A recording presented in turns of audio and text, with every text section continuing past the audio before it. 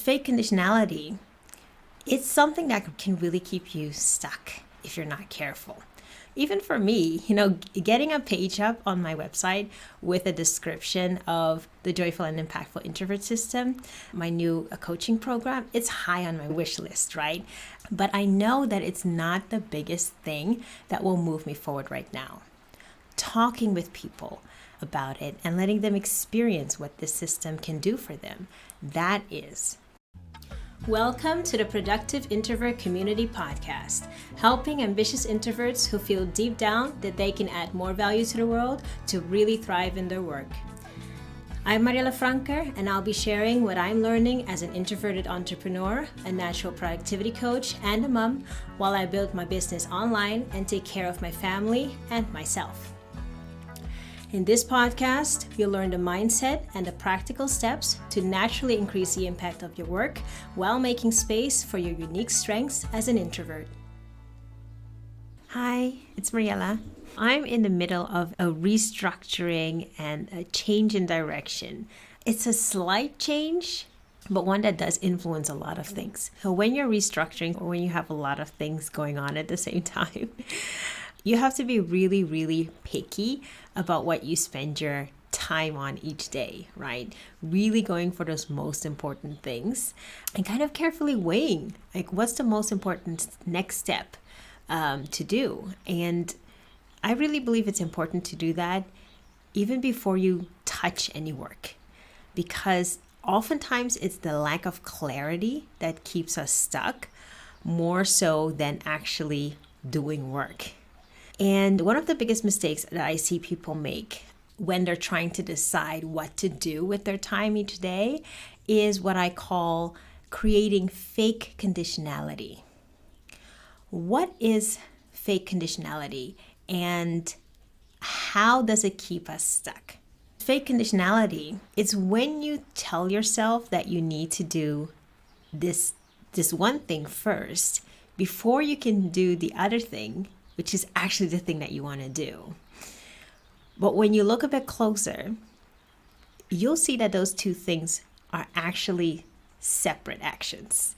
They're not dependent on each other.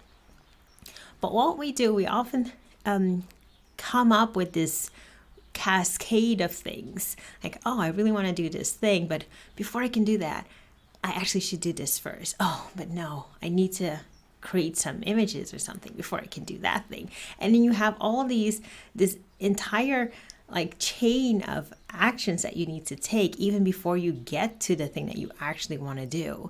And it becomes so big that it paralyzes you. So yes, of course, every action that you take can influence other actions. They're not separate in that sense, but they're rarely dependent on one another when it comes to day-to-day activities. I think about definitely 80% of the situations when I see people do this, there's really no dependency at all. So let me give you an example. Imagine that you want to start a new business, or you're creating a new offer or changing your direction like I am right now, right? Usually in a situation like that, you probably want what we all want, clients. Let's just get straight to the core of it. We want clients because we want to know, are there people out there who are willing to pay us for what we do? That's the proof of principle for any business, right? Or any business idea. So on some level, we all know that, okay, we need to start talking about what it is that we do. We share this new direction.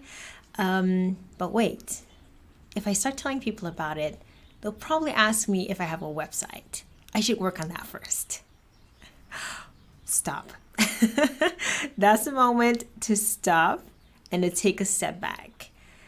Like literally take a step back if you need to feel it in your body. And look at the bigger picture. Is your goal to create a website right now? Or is your goal to connect with potential clients? Because those are two very different things.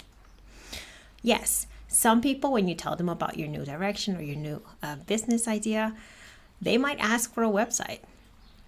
But you can also simply tell them that you don't have one yet and invite them to connect on LinkedIn instead, if that's where you're active, or Facebook or Instagram, wherever it is that you like to spend your time, or even just give them your email address and say, hey, I'm still working through this idea. Can I follow up with you in 2 or 3 months to tell you how it's going? A lot of the time, people are really okay with that. And it just helps you kind of plant those seeds,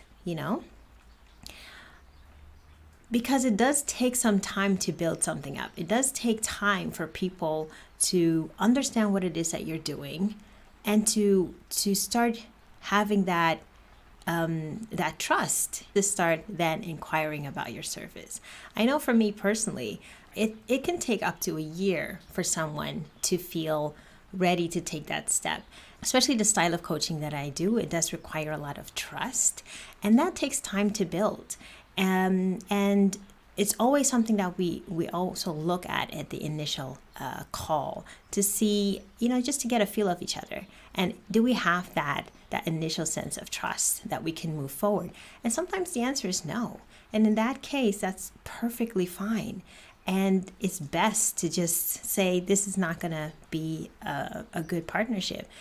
And I try to refer those people out to someone else. Planting those seeds isn't just helpful for the other person and the potential clients that you're trying to reach. It's also very helpful for yourself.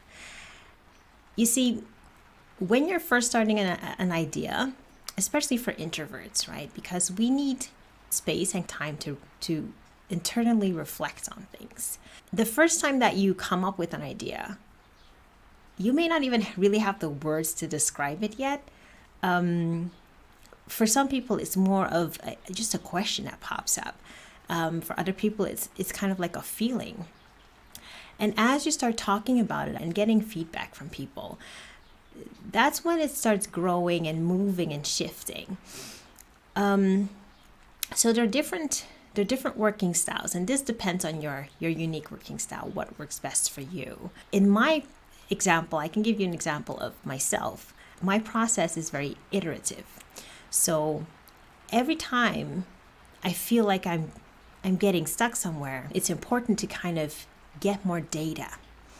And talking with people and hearing how they describe their problems or the things that they find hard at the moment, the things that they really enjoy, the words that they use, that is data in a very real sense that helps you to kind of get the context that you need around the idea that you're forming. So this fake conditionality, it's something that can really keep you stuck if you're not careful. In that example of the website, even for me, getting a page up on my website with a description of the Joyful and Impactful Introvert System, my new coaching program, it's high on my wish list, right? And I have some notes here and there about it. And sometimes I'm like, okay, I kind of want to sit down and get this on paper. But I know that it's not the biggest thing that will move me forward right now. Talking with people about it and letting them experience what this system can do for them, that is. So yes, that webpage will come, but it's not going to come right now because it's not the most important thing for me to put my time and energy in right now. Time and energy is limited. And it's important to be very respectful of it and how you spend it. So many things are going on around here at the moment. Just like literally 5 minutes ago, it was a screaming mess in my house. Our son, I don't really know what happened. Sometimes you wake up and it's wrong. And in the toddler phase, that happens quite a lot because the emotions are so big. So I had to kind of peel myself off of there to come and record this, and my husband thankfully is with him and caring for him right now, trying to get to work himself. And here are some of the things, really exciting things that have happened and that are still to come in the next year, I predict. So the first thing is I became the first certified natural advantage coach last year. I am so happy about that. I believe so much in this system. It has changed my life so much.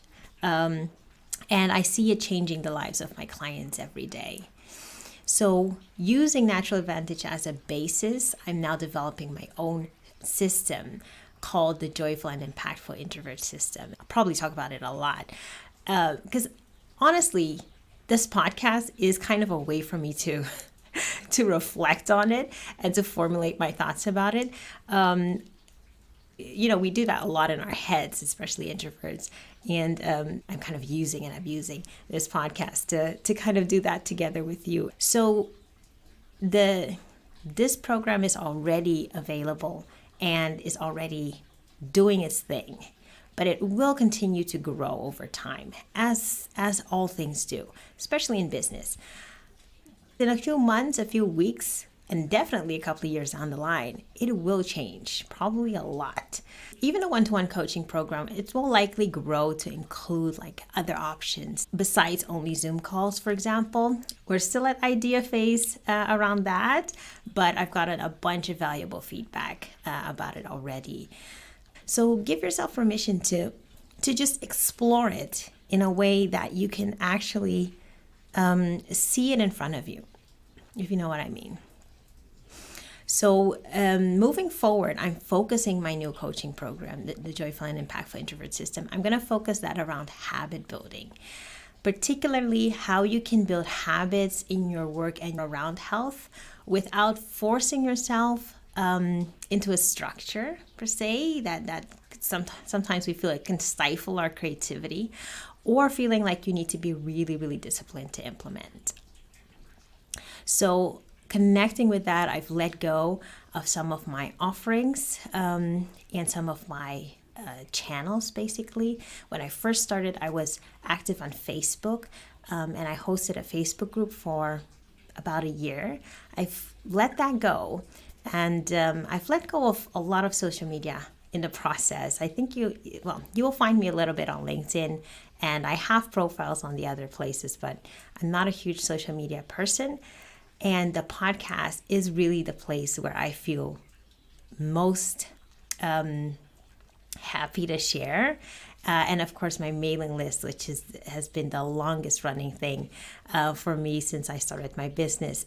And that's where I usually gravitate towards sharing things. And on a personal side, a big thing that's happening is our 3-year-old, going on 13, by the way, he decided that he wanted a buzz cut like his dad. And if you don't know what a buzz cut is, it's like really close shaven to the head, kind of like that military cut. And my husband, he usually has a buzz cut. We're both pretty lazy with our hair, so he finds it quite easy. And every now and again, he'll mix it up and grow it out a little bit longer. But generally speaking, that's the hairstyle that he has. So our son decided he wanted the same cut as his dad, and he'll be going to school in 2 months. So I feel like I'm not sure I'm ready for all this growing up. But yeah, so much happening business and home. And with all these changes, there's a lot of restructuring, right, in the back end of the business and also the home. So that means I'm having a lot of conversations with people, feedback calls from past clients and contacts, and most importantly, being very picky about how I spend my time each day. Time and energy is limited. It's just the truth of the matter. And we have to be very respectful and very intentional how we spend it, right? Thank you for hanging out with me today, and let's talk again next week. Thank you for listening to the Productive Introvert Community Podcast. If you're an introverted entrepreneur and you're ready to thrive in your own way, then connect with me on thefrankermessage.com/contact.